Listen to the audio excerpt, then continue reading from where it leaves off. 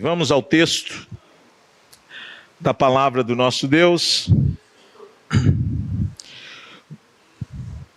Lucas 6, 37 até o 49. Assim nos diz, irmãos, a palavra do Senhor: não julguem e vocês não serão julgados. Não condenem e vocês não serão condenados. Perdoem e serão perdoados. Deem e lhes será dado. Boa medida, prensada, sacudida e transbordante será dada a vocês. Porque com a medida com que tiverem medido, vocês serão medidos também. Jesus lhes contou também uma parábola.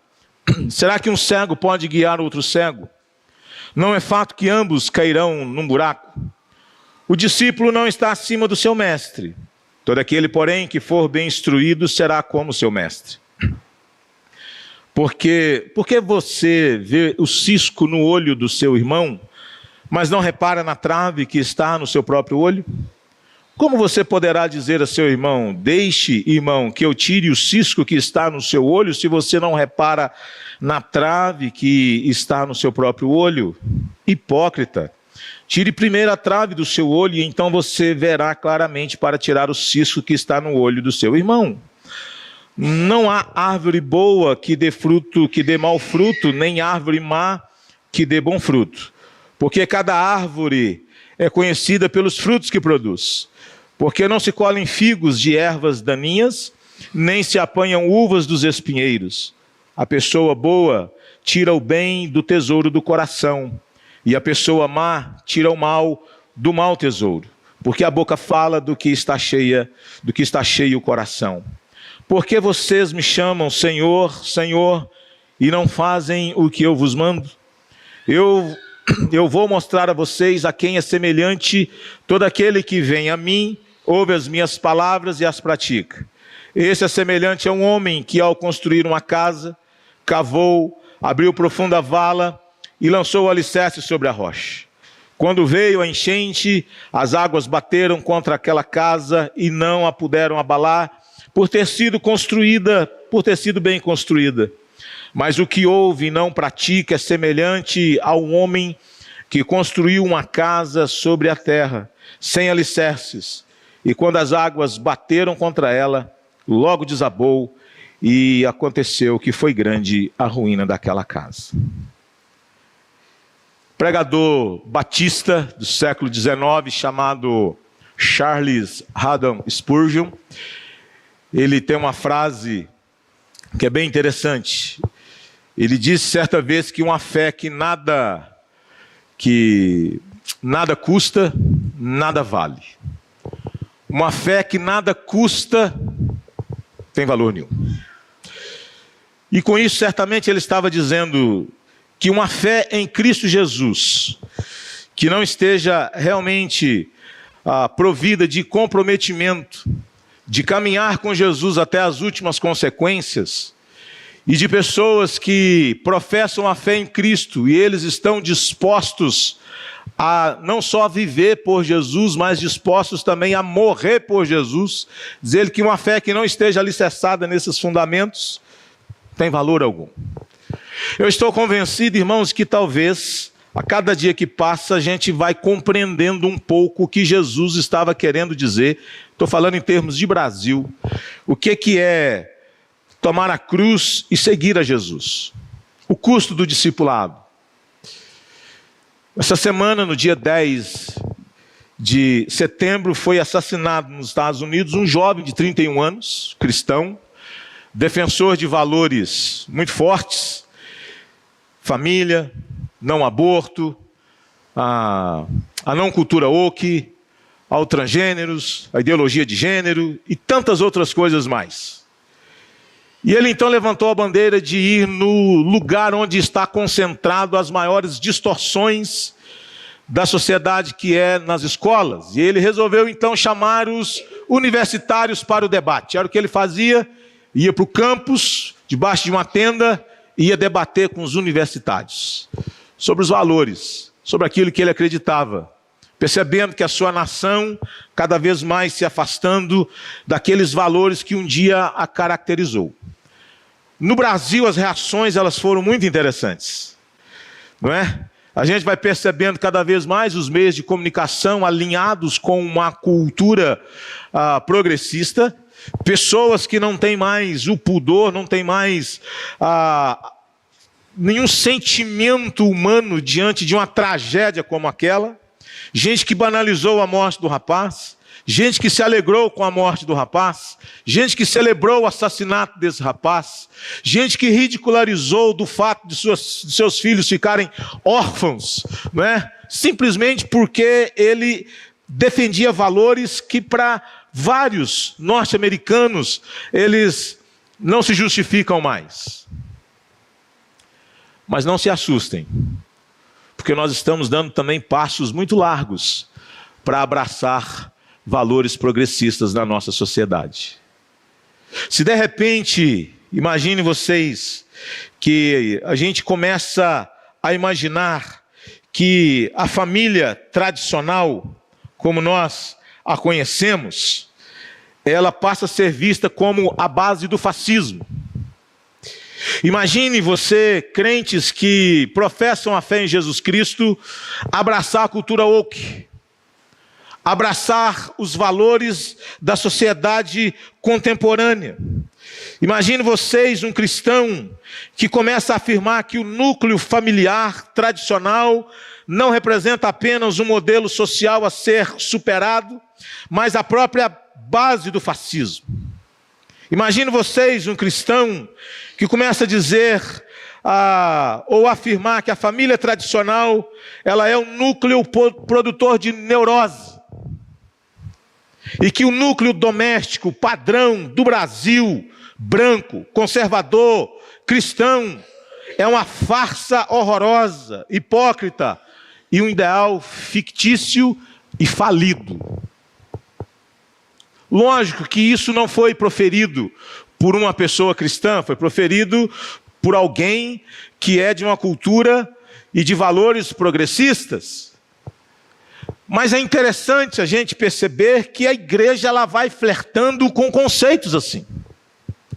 De modo que está se tornando cada vez mais complexo nós falarmos a respeito dos valores do reino, da ética do reino. A gente fala de santidade para a juventude, mas isso não toca mais, porque transar é uma coisa normal.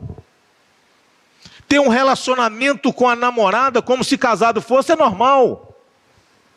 A gente fala do casamento monogâmico, mas é muito tenso, é muito delicado. Manter-se padrões monogâmicos, heterossexuais.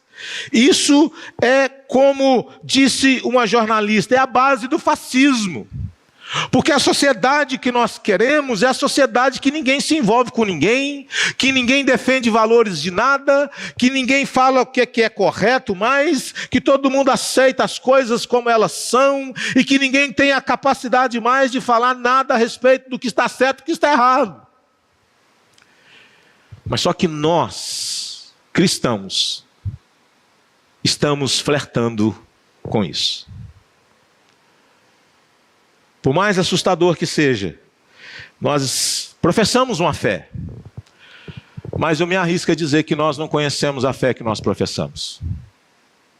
Jesus é uma pessoa, é uma figura, mas os valores do reino dele não estão se fazendo presentes na nossa vida. A igreja, na minha modesta e muito humilde opinião, a gente começa a experimentar uma corrosão que foi determinante para o paganismo da igreja. Quando pessoas começaram a fazer parte da igreja, não por conversão, mas por um processo de adesão sem transformação. Quando a partir do século IV as pessoas começaram a encher os templos, mas elas não passaram pelo novo nascimento. Talvez a maior tragédia da igreja é que ela esteja cheia de pessoas que não nasceram de novo, que não se converteram. Então elas falam de Jesus, mas elas não vivem. Elas falam de Jesus, mas não praticam. Elas falam de Jesus, mas são apenas abstrações, são apenas conceitos. Esse texto que lemos, podemos dizer que ele é um texto que nos leva a pensar a respeito do que é verdadeiro e do que é falso. Quando eu estudava, eu gostava daquelas perguntas, verdade ou falso? Eu gostava do verdade ou falso, do verdadeiro ou do falso. Aqui, nós podemos perguntar, quem são os verdadeiros discípulos de Jesus? Quem são os verdadeiros crentes?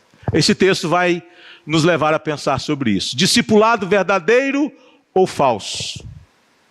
Discipulado verdadeiro ou falso? Um comentarista, ele disse que a passagem do capítulo 6, do verso 27 ao 36, está instruindo os cristãos sobre as características do ágape, que deve ser direcionado aos irmãos da comunidade, aos irmãos do lado de dentro. A partir do verso 37 até o verso 46, ele chama a atenção para o aspecto externo do discipulado. Os elementos que constituem a nossa vida do lado de fora, vamos usar esse termo, do lado de fora. Então, até o verso 36, aquilo que a gente tem que fazer do lado de dentro, e a partir do verso 37, a nossa vida na sociedade, é ser luz, é ser sal da terra. Vamos então ao que esse texto tem a nos ensinar. Comece perguntando assim, um discípulo verdadeiro é alguém que... pontinho, pontinho, pontinho, vamos aqui ao que esse texto tem a nos dizer. Primeiro, verso 37 e 38, um discípulo verdadeiro é alguém que tem mais prazer em doar do que em julgar. Eu vou resumir o verso 37 e 38 em doar e julgar para não estender. Não julguem e vocês não serão julgados. Não condenem, vocês não serão condenados. Perdoem e serão perdoados. Deem e lhes será dado. Boa medida, prensada, sacudida e transbordante será dada a vocês, porque com a medida com que tiverem medido, vocês serão medidos também. O texto está dizendo, parem de julgar, parem de condenar. E a ideia aqui, meus irmãos, não significa que nós jamais devemos julgar ações, não é disso que o texto está dizendo. Não é esta a orientação. Não se trata de uma ordem para se abster de uma avaliação ética ou do discernimento espiritual, mas se trata de uma advertência contra encontrar falta ou de ter um espírito crítico que seja capaz de destruir a pessoa. É quando nós nos enveredamos por um caminho em que o julgamento ele está sempre em pauta na nossa vida, em que as acusações e as condenações elas estão sempre presentes na nossa vida. E não é fácil nós vivermos numa sociedade caída, e nós fazemos parte dela, e nós não sermos contaminados por esse espírito ácido de julgar e de condenar todo mundo. É como se nós olhássemos para a sociedade e a gente não encontrasse traços também da graça de Deus no mundo. É como se nós olhássemos para o mundo e vêssemos apenas a desgraça, a tragédia e não a beleza. Eu gosto de uma diversidade de esportes, curto bastante, Jogos Olímpicos, as Olimpíadas de Inverno, a precisão, não é? O detalhe, eu fico, cara, que coisa sensacional, quanta preciosidade, quanta precisão, quantos anos de aperfeiçoamento para atingir o ápice, para atingir a melhor nota, a melhor performance. Isso é muito bonito. Quando a gente vê um clube de futebol em Minas Gerais jogando o melhor futebol praticado no Brasil, a gente olha e diz, uau! Até que enfim, voltamos. O que está acontecendo, gente? Foi? Força.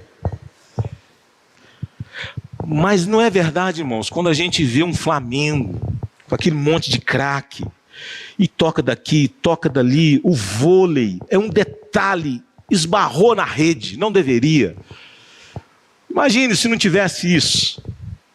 É a bola que basta apenas beliscar na linha, 1% dentro é 100%, 1% 99% fora é 100% dentro. As precisões, a gente olha, o que eu estou querendo dizer com isso? Há beleza no mundo. Há coisa boa no mundo. Há alegria também nas coisas. Então não é só esse espírito do julgamento e da condenação. Não. Jesus está condenando aqui, irmãos, aquela justiça própria que vai tomando conta do nosso coração e a gente passa a ver todas as pessoas como se elas fossem as piores do mundo. A gente olha para uma cultura progressista e o coração da gente vai ficando assim, pesado. Fala assim, meu Deus, como pode uma pessoa ter a capacidade, a desfaçatez de gravar um vídeo, de se alegrando com a morte da pessoa, de dizendo bom para os filhos não terem mais o pai. E é um professor universitário, é um escritor de livros. Então a gente vai olhando, a gente fica pensando, meu Deus, até quando? E o coração vai ficando assim pesado, entristecido. Mas Jesus está chamando a atenção para o cuidado que devemos ter de não sermos insensíveis e perdermos a capacidade de vivermos no mundo com compaixão. É isso que ele está dizendo. Não deixem que a alma de vocês vai se azedando e vocês vai perdendo a sensibilidade, vai sendo desprovidos de viver com compaixão no mundo. Cuidado! Tenham mais prazer em doar, em contribuir, em se doar, do que em viver julgando e condenando. Perdoem e sereis perdoados. Por que essa condicional? Porque quando eu não entendo quais são as bases do perdão, e quando eu não estou disposto a perdoar, e aqui o texto está dizendo que perdoar é perdoar e liberar. É perdoar e libertar as pessoas, em vez de mantê-las aprisionadas na nossa mente e no nosso coração. Perdoem, vocês serão perdoados. Se vocês se arrependeram dos seus pecados, se vocês creem em Jesus Cristo, vocês entenderam os elementos essenciais do perdão. E por que vocês não estão dispostos a perdoar o outro? Se vocês não perdoam, porque vocês não tiveram fé. Se vocês não perdoam, porque vocês não entenderam a base do arrependimento. Vocês não... Jesus está dizendo isso aqui. Se eu não perdoo, é porque eu não me arrependi dos meus pecados diante de Deus e não confessei e não tenho fé nele.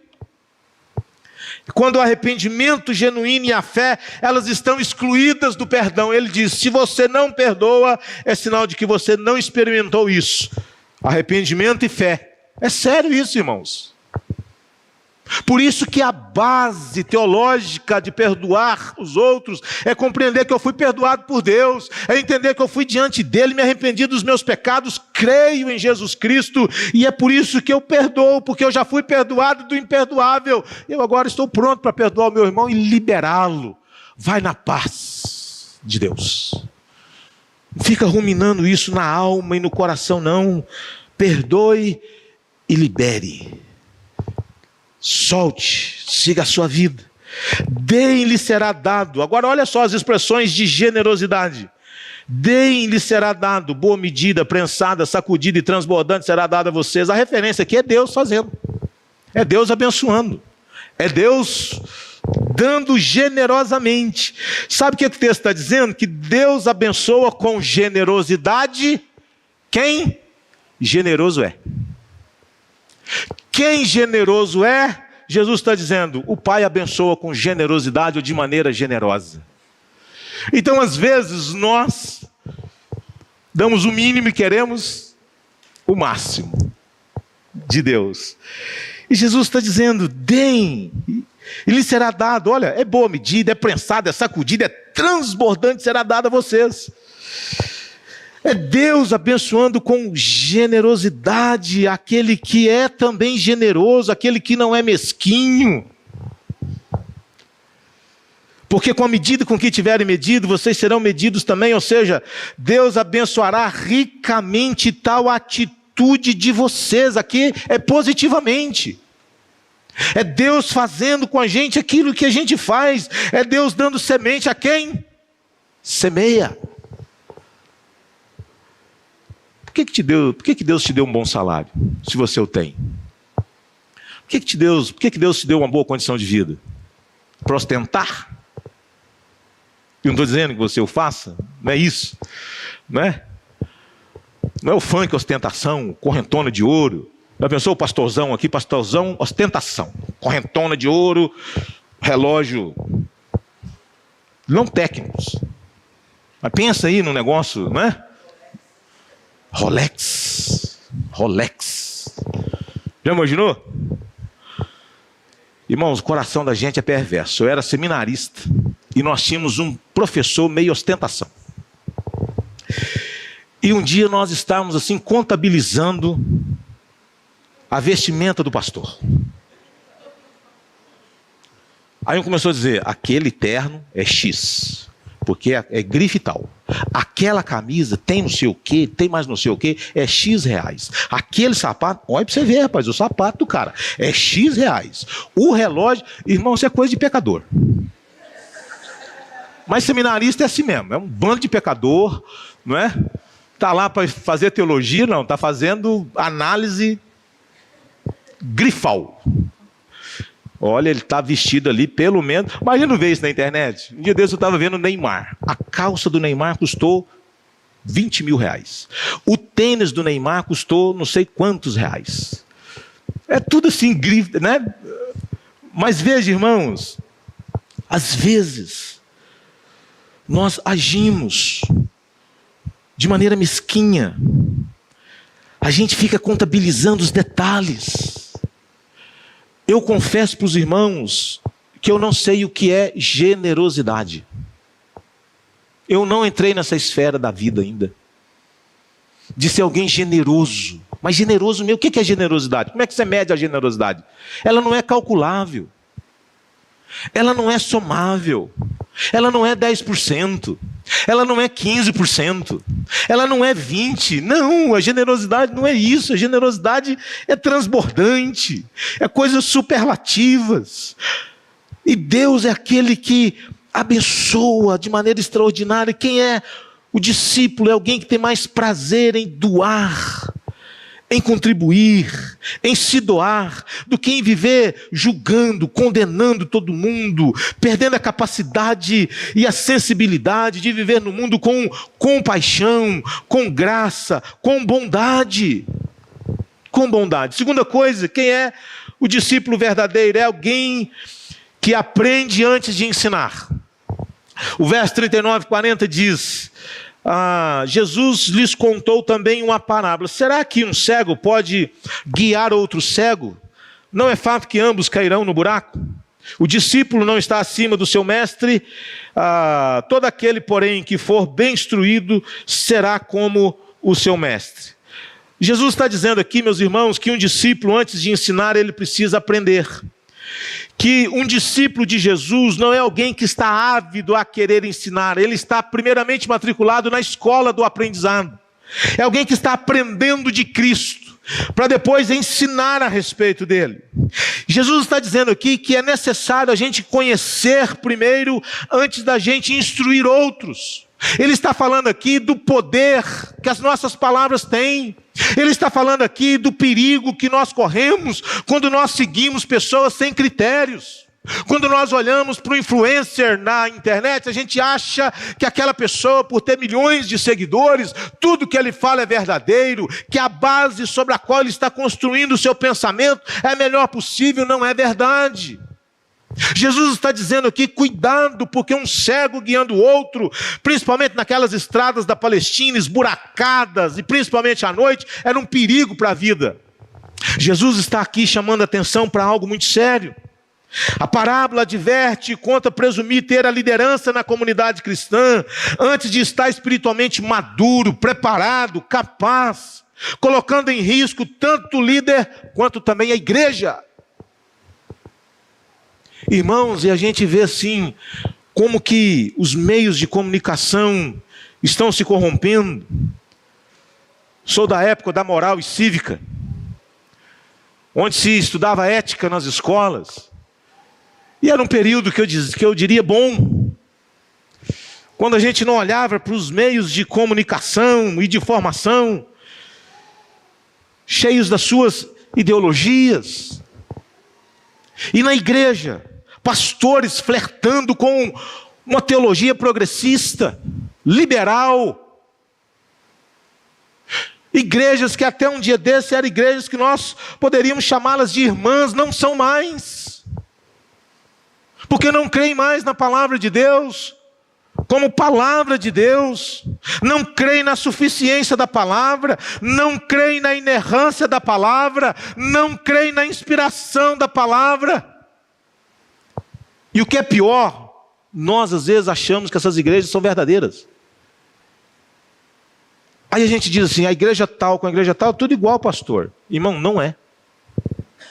Isso mostra que parece que nós somos cegos que estão guiando outros cegos.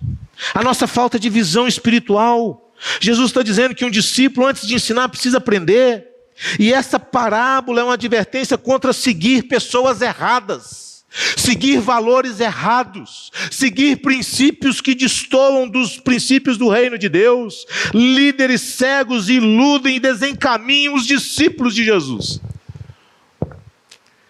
Estou lendo o profeta Jeremias. Sabe o que fizeram com ele?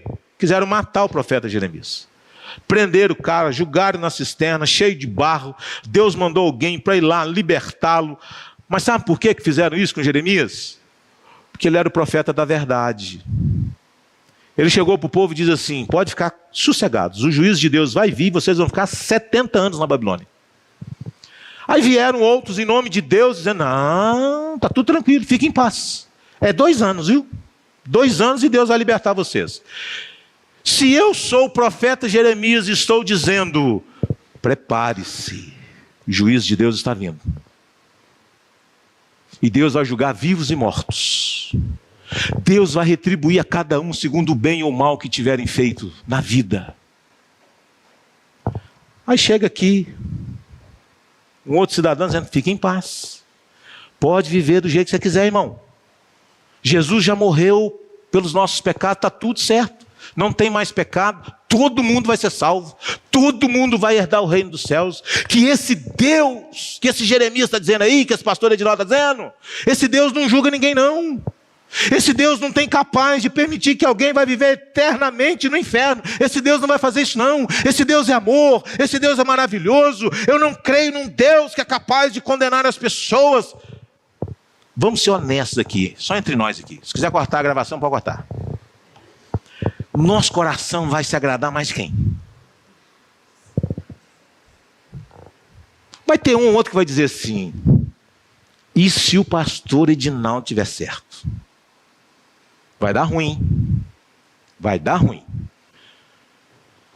Percebe, irmãos, que a gente está vivenciando um período de cegos guiando outros cegos, e a tragédia vai ser grande. Porque o evangelho do reino está deixando de ser cada vez mais anunciado. Então Jesus está dizendo, cuidado com o que você ouve, cuidado com quem influencia a sua vida, cuidado com quem é o seu mestre. Um discípulo de Jesus não segue qualquer pessoa. Um discípulo verdadeiro de Jesus não acredita em qualquer pessoa. Um discípulo de Jesus, ele avalia todas as coisas à luz da palavra de Deus. Confere. Se você tem frequentado uma igreja que prega expositivamente, você já tem bons princípios para entender como que funcionam as coisas no reino de Deus. Um discípulo não está acima do seu mestre, todo aquele, porém, que for instruído será como o seu mestre. Significa ser semelhante a Jesus em todos os sentidos. Um discípulo é alguém que não tem a presunção de substituir Jesus ou de ir além do que Jesus ensinou. A Jesus fala uma coisa, os pastores contemporâneos dizem outra. Jesus ensina uma coisa, os pastores contemporâneos, querendo ficar bem com a sociedade, querendo fazer uma média com o público, não querendo ser hostilizados por ninguém, eles relativizam as palavras de Jesus. Jesus está dizendo que um discípulo verdadeiro é um bom aprendiz, antes de ser um bom mestre. Ele aprende aos pés de Cristo, ele aprende de Cristo, para depois ele ensinar de Cristo as outras pessoas. Terceira coisa, irmãos, um discípulo verdadeiro é alguém que confronta os seus próprios pecados antes de confrontar os pecados dos outros. Então notem o verso 41 e 42 que vai dizer assim: por que vê você o cisco, e o cisco aqui é a poeirinha mesmo, sabe aquele pozinho que entra assim, fica um negócio irritante? É o pozinho que entra no olho. Por que vê você o cisco que está no olho do teu irmão, mas não repare a trave? A gente que mora em casas de laje, a gente não sabe o que é a trave, né? Mas aquela madeirona que atravessava-se a casa, que dava a sustentação. Aquela coisa bem visível assim, bem grandona, né? Aí Jesus está dizendo: por que você vê o cisco, o pozinho que está no olho do seu irmão, mas não repara a trave que está no seu? Como você poderá, por isso que Jesus nos está dizendo aqui, ó, se eu trato primeiramente os meus pecados, eu posso agora virar-me para o meu irmão e dizer: há um cisco no seu olho também, irmão. Como você poderá dizer a seu irmão: deixe, irmão, que eu tire o cisco que está no seu olho, se você não repara na trave que está no seu próprio olho? Hipócrita, tire primeiro a trave do seu olho, e então você verá claramente para tirar o cisco que está no olho do seu irmão. Aqui está o grande problema nosso. É que a gente só quer ver todo mundo como um pecador. É que a gente vê o pecado de todo mundo. A gente condena o pecado de todo mundo. A gente fala do pecado dos outros, mas a gente não fala dos nossos. A gente é ávido para ver. Aí a gente coloca assim um telescópio para a gente enxergar o pecado do outro. E a gente tem uma trave no nosso próprio e a gente não enxerga. Jesus está dizendo que um discípulo verdadeiro é alguém que antes de falar do pecado dos outros, antes de querer corrigir os outros, ele corrige a si mesmo. Antes de ver os outros, ele se vê como um pecador. Antes de falar do pecado dos outros, ele fala do seu próprio pecado. Ele tem consciência de quão pecador ele é. E quando a gente se vê assim, como que a gente vai se virar para o nosso próximo? Ô irmão, mas quando a gente inverte isso, a gente acha que tem um cisco no nosso e uma trave no do outro, aí, meu irmão, a gente vem, ó, com aquela marretada para destruir. Jesus está dizendo: quanto maior a consciência de nossas falhas, menos críticos seremos em relação às falhas dos outros.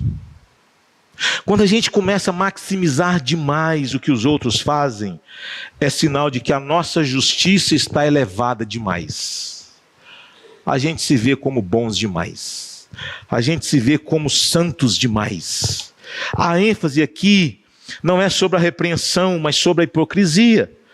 A moral da parábola está no autoexame. Examine-se a si mesmo.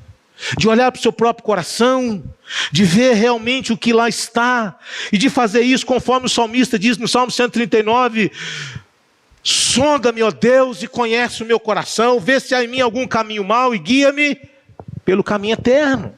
Porque nós podemos fazer um autoexame mais seletivo, não é? De não querer ir profundamente, mas sonda-me, Senhor, e vê se há em mim algum caminho mau. Jesus está ensinando aqui que é necessário tirar primeiro a trave do nosso próprio olho, a fim de tirarmos o cisco no olho do irmão. Pastor Judas falou ontem no encontro de casais que nós deveríamos ver na crise uma oportunidade para sermos e agirmos como ministros de Deus diante dos erros das pessoas. Como que eu posso ajudar? Como que isso pode me ajudar a ser uma pessoa e um crente melhor? E Jesus está aqui ensinando para nós, meus irmãos, que quando nós nos vemos como pecadores, a gente se volta para o outro. E quem é o outro? Pode ser seu irmão na fé, pode ser alguém com quem você trabalha, pode ser sua esposa, pode ser seu marido, pode ser seu filho, pode ser um parente. O que Jesus está dizendo aqui é o seguinte: que nós, antes de vivermos falando dos pecados dos outros, elencando os pecados dos outros, a gente deveria dizer: mas e nós? E eu? E o meu coração? Eu estou vivendo os valores do reino de Deus? Por isso, cuidado com quem só vive criticando. Cuidado com quem não tem a capacidade. Quando ele fala de, não, mas eu... Aí ele pula rapidamente de si mesmo e já entra nos pecados dos outros e já vem detonando a vida do outro. Jesus está dizendo, isso é hipocrisia.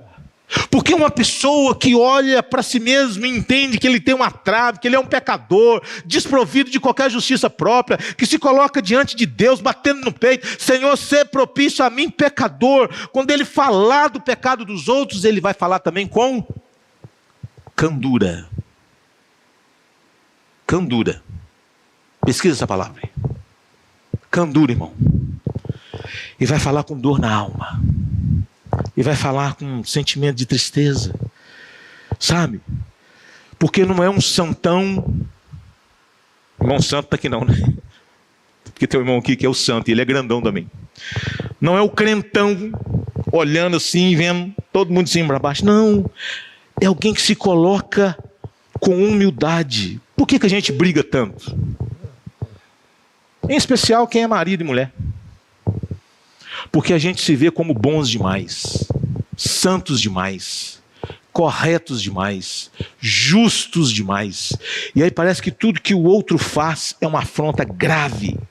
Qualquer cisco a gente transforma numa trave. Quando a gente está tomado de justiça própria, é assim que funciona. Qualquer cisco no outro a gente vê uma trave. Mas se a gente inverte, a gente olha para o próprio coração e a gente vê assim. E é isso que Jesus está dizendo. O discípulo verdadeiro é alguém que confronta. Ele passa primeiramente pela autoconfrontação. Ele lida primeiro com os seus pecados diante de Deus. Agora sim, se vendo não como alguém cheio de justiça própria, mas se vendo como um pecador, ele está pronto para chegar e dizer: ô irmão, deixa eu tirar o cisquinho aqui, irmão. Dá uma sopradinha aqui. Saiu. Está tudo certo. Vamos embora. Difícil, não? Difícil. Alguém que confronta os seus próprios pecados antes de confrontar os pecados dos outros. Pastor, eu quero ser discípulo de Jesus, mas não vem querer me corrigir em nada, não. Eu quero viver do meu jeito, eu quero fazer o que dá na minha cabeça, eu quero ser membro dessa igreja, pastor, mas eu quero, é o seguinte, eu quero fazer o que eu bem entendo. Tá bom assim pro senhor? Pode? Não quero dar satisfação da minha vida, não quero prestar contas para ninguém. Esse é o padrão de membresia que está prevalecendo hoje. Ninguém mais dá contas. As pessoas professam uma fé, e aí quando você vai ver as redes sociais, é uma tristeza, irmãos. É uma tristeza. Mas, irmãos, vamos ao quarto e penúltimo. Quem é o discípulo verdadeiro? É alguém sábio no falar. É alguém que toma cuidado com as palavras. É alguém que demonstra a transformação do seu coração por meio daquilo que ele fala. A boca fala do que está cheio o coração. E a pergunta é: o que está no nosso coração? Jesus disse assim no verso 43, não há árvore boa que dê fruto, que dê mau fruto.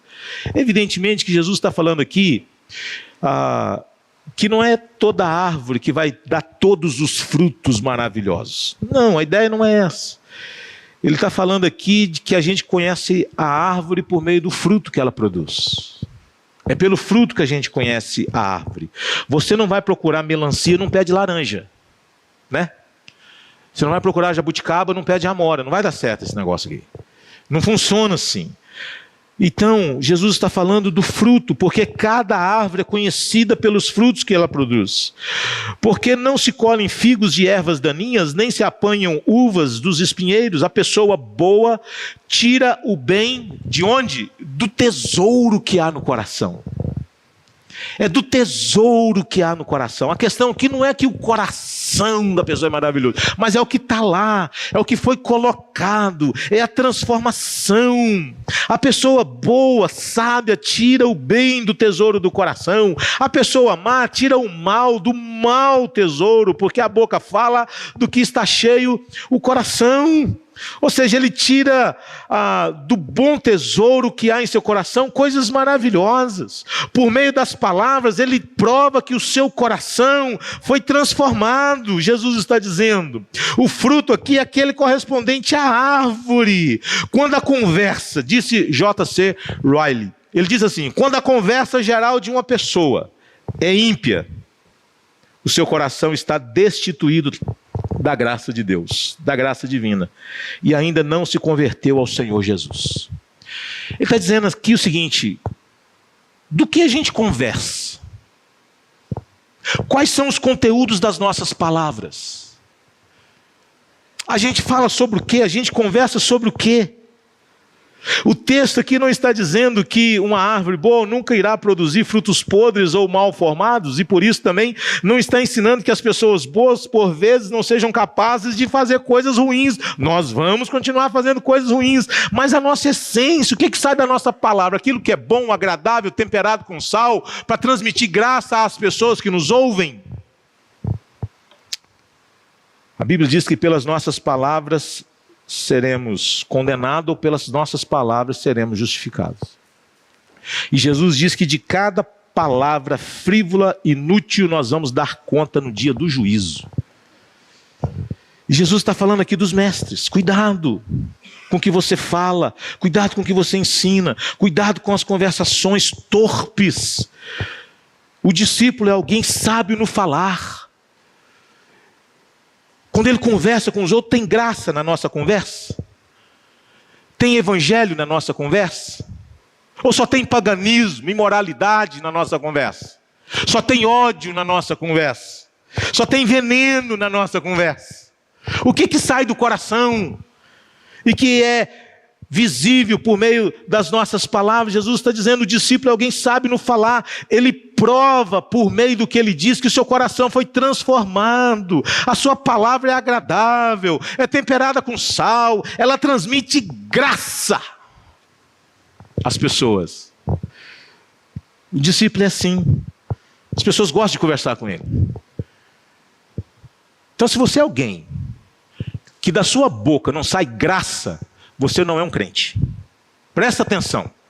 Se da nossa boca não sai graça, se da nossa boca não sai verdade, se da nossa boca não sai justiça, se da nossa boca não sai santidade, se das nossas palavras não sai piedade, eu não sou um crente.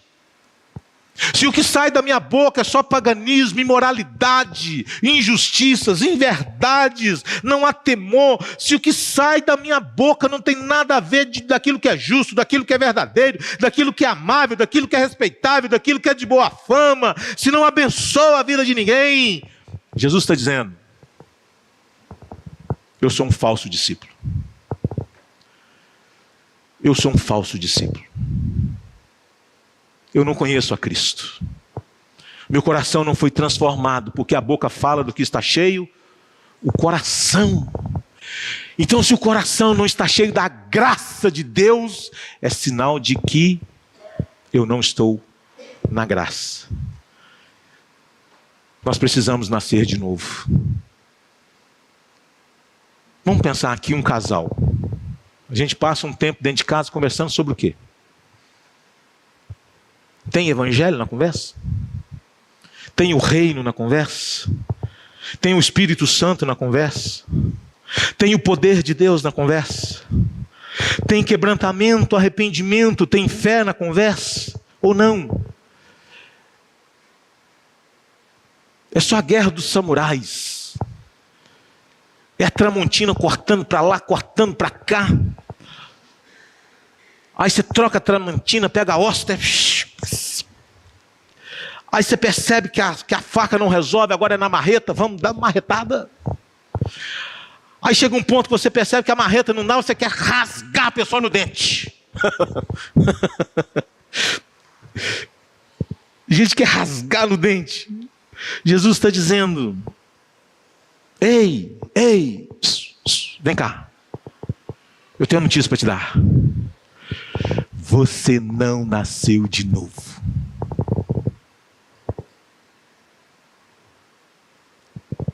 A gente consegue ficar sem falar da pessoa mais importante da vida? A gente consegue viver sem falar das coisas mais importantes da vida que tem a ver com o reino de Deus, irmão? Deixa eu te fazer uma pergunta aqui. Você lembra que é crente só no domingo? Vamos ser honestos aqui. Que agora tem uns crentes praticantes agora. Os crentes praticantes, acho que vai no culto todo domingo. Esse é o crente praticante. É verdade mesmo. É verdade. A gente lembra que é cristão só no domingo? Ou a gente está andando com Deus? Andando com Deus. Andando com Deus. As coisas dão ruim, você faz coisas desagradáveis, você diz: Senhor, não é possível, Senhor, eu sou crente, como é que eu fui fazer um negócio desse, meu Deus? Em nome de Jesus, isso é incompatível. Me perdoa, meu Deus. Por que esse abençoado desse cara me passou pela direita? Pensa num troço que me irrita, o cara vem passar pela direita. Aí a mulher de vez em quando diz assim: meu bem, aí o velho Adão quer chegar e quer tomar posse. O velho Adão, e tem hora que o velho Adão toma conta. Eu dou farol alto no cara, seu desprovido da graça, seu filho de Adão. Você já teve isso aí, não? Aí depois eu fico assim: meu Deus do céu, tô ruim. Ei, volta aqui, rapaz. Que isso? O que está saindo da sua boca, Edinaldo? Qual tem sido o conteúdo da sua conversa? Ela transmite graça, ela edifica, ela abençoa, ela constrói, ela consola, ela conforta, ela anima, ela encoraja ou não? É Jesus que está dizendo aqui, para terminar. Um discípulo é alguém que não só ouve, mas é alguém que obedece os ensinos de Jesus. Irmãos, a partir do verso 48 ele diz assim: por que vocês me chamam Senhor, Senhor, e não fazem o que eu vos mando? Eu vou mostrar a vocês a quem é semelhante todo aquele que vem a mim. Veja, ele vai, ele ouve as palavras de Jesus e ele as pratica. Aqui está a essência do discipulado. Presta atenção. Um discípulo é alguém que vai até Cristo. Um discípulo é alguém que ouve de Cristo. E um discípulo é alguém que obedece a Cristo. Ele tem prazer na obediência. Ele diz: esse é semelhante a um homem que ao construir uma casa, cavou, abriu a vala, lançou os alicerces na rocha. Sobre a rocha, quando veio a enchente, as águas bateram contra aquela casa e não puderam abalar por ter sido bem construída. O comentarista diz que os terrenos na Palestina, eles eram em geral terrenos assim bem sólidos, que às vezes o construtor era tentado a fazer a coisa bem na superfície, entendendo que não havia necessidade de cavar, de ter profundidade, de lançar alicerces. É alguém que quer rapidez, agilidade. Não quer respeitar processos.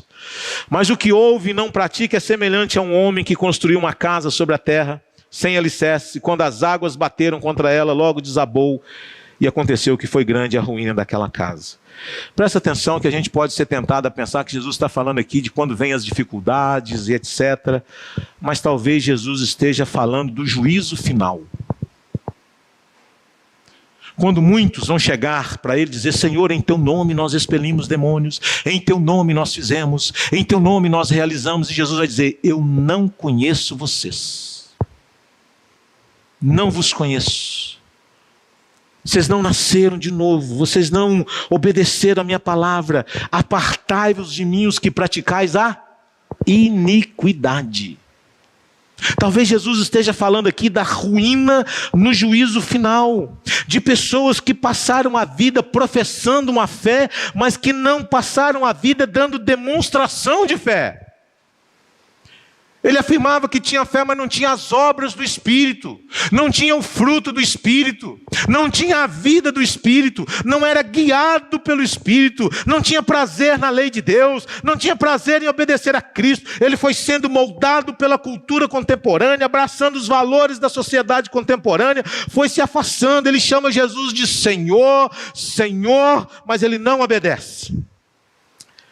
E chamar Jesus aqui de Senhor é o mesmo que dizer que há sujeição a Ele, que há submissão a Ele, é essa a ideia. Então está aqui uma incoerência entre o que a gente fala e como a gente vive. Não se trata aqui de apenas uma expressão verbal, de comprometimento com Jesus, mas antes se trata de uma prontidão de agir segundo o que ele diz. Se eu te perguntar, sua fé em Cristo tem lhe custado o quê? Um dia desse eu estava pensando, se eu não estou disposto a negar desejos pequenos por amor a Cristo, vocês acham mesmo que eu estou disposto a morrer por Ele? Se eu não estou disposto a abrir mão de um pouquinho de prazer momentâneo, da prostituição, da imoralidade, ou de qualquer outra coisa, se eu não estou disposto a me privar disso, a negar isso, a rejeitar isso, vocês acham mesmo que eu estou disposto a morrer por Jesus?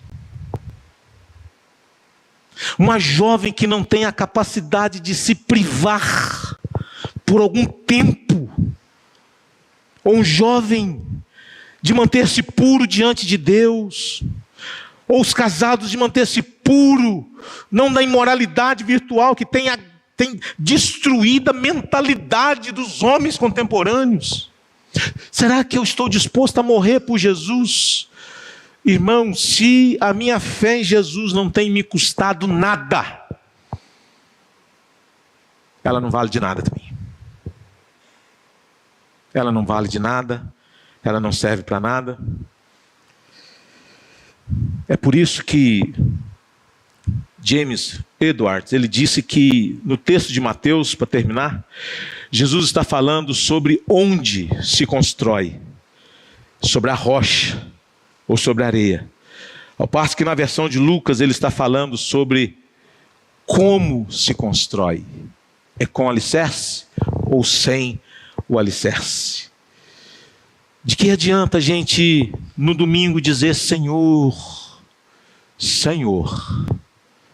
No primeiro teste de fidelidade, a gente cai. A gente não obedece. Um discípulo é alguém que tem prazer em obedecer a Cristo. Um discípulo é alguém escravo de Cristo. E o escravo não existe para fazer a sua vontade, mas para fazer a vontade de Cristo. 3 aplicações e eu termino. Primeiro, o verbo fazer, ele ocorre 5 vezes nessa passagem, o que mostra que há uma diferença entre o falar e o praticar. Muitos ficarão ao longo do caminho por não querer se sujeitar ao senhorio de Cristo. Até gostaram da ideia de um Salvador, mas não se encantaram com a ideia de um Senhor. Talvez seja o seu caso. Você tem ouvido, mas não tem praticado. O Senhor Jesus está te chamando a uma mudança profunda de vida. Segundo, este deve ser um firme princípio de nosso cristianismo. Quando uma pessoa não produz os frutos do Espírito, ela não possui o Espírito Santo em seu coração. Uma simples pergunta deve ser nosso critério: que fruto essa pessoa está produzindo? Ela se arrependeu de seus pecados? De todo o coração ela crê em Jesus? Ela vive em santidade, vencendo o mundo? Atitudes como estas são o que a Bíblia chama de fruto. J.C. Ryle. Tem fruto? Quais são eles? Termino. A maior parte da conversa de uma pessoa é mundana, carnal, contrária às coisas espirituais, ímpia e profana. Então reconhecemos que esse é o estado de seu coração. Quando a conversa de um homem em geral está errada, é absurdo e antibíblico afirmar que o seu coração ele está correto. Vamos orar? Vamos pedir graça ao nosso Deus. Senhor, em nome de Jesus, onde passaremos a eternidade? É a coisa mais importante que nós precisamos saber. Iremos morrer, Senhor. Mas a Tua palavra diz que pode ser numa eternidade com Cristo ou sem Ele. Nos livre, Senhor Deus, desse cristianismo que não muda nada na nossa vida. Nos livre, Senhor Deus, dessa fé que não tem nos custado nada. Para muitos não custa nem um domingo mais. O domingo já ficou banalizado na cabeça de muitos crentes, o culto já não é mais a coisa mais importante da semana. E o que dizer, Senhor Deus, da maneira como nós vivemos de segunda a sábado, e das palavras que têm saído das nossas bocas, e das letras que têm sido digitadas, ó Deus, nos nossos computadores e postadas. Senhor amado, nos livre desse cristianismo sem Cristo, desse cristianismo sem arrependimento, desse cristianismo sem fé verdadeira, desse cristianismo sem mudança de coração, sem mudança de caráter, desse cristianismo sem ética, desse cristianismo, Senhor Deus, que não está alicerçado em Cristo, no seu reino e na sua palavra e na sua vontade. Nos livre, Senhor Deus, dessa profissão de fé desprovida de demonstração de fé. Transforma-nos, ó Deus, tem misericórdia de nós, perdoa-nos, Senhor. Estamos perdendo a capacidade de nos entristecer pelos pecados, estamos nos acostumando aos pecados, estamos nos conformando a este mundo contemporâneo. Em nome de Jesus, oramos por um despertamento espiritual, oramos por uma mudança profunda de vida, oramos por um cristianismo autêntico, genuíno, bíblico, transformado e transformador. Oramos por uma igreja bíblica, oramos por um povo santo, oramos por um povo piedoso, oramos por um povo que te teme, que ama o Senhor Jesus acima de todas as coisas.